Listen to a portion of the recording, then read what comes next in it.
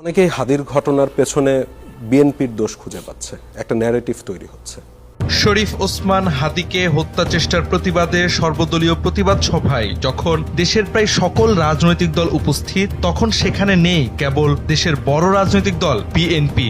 ঢাকার মধ্যে প্রকাশ্য দিবালোকে পাথর মেরে মানুষকে হত্যা করা যায় এবং মিডিয়া দিয়ে সেটা ধামাচাপা দেওয়া যায়।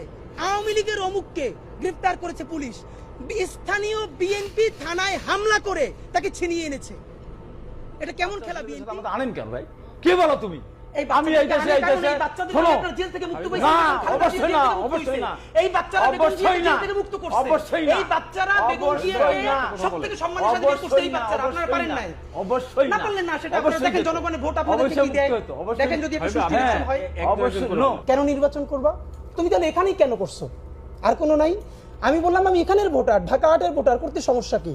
এরপর সে আমাকে বললো যে তুমি কি ওয়ার্ড কাউন্সিলর হইছো? মানে ধরেন আমি কম্পিট করলাম না ঢাকা 8-এ, তো সামওয়ান মানে কেউ কি কম্পিট করবে না?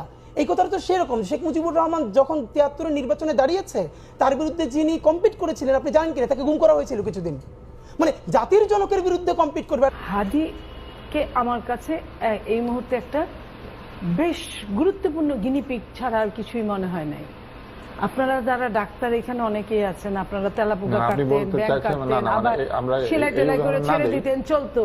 বাট হাদি হয়তো চলতে পারে নাই, সেলাই করে ছেড়ে দেওয়ার পরে। তাহলে হাদির দলের কয়টা লোক ছিল বা আছে আপনি বলেন?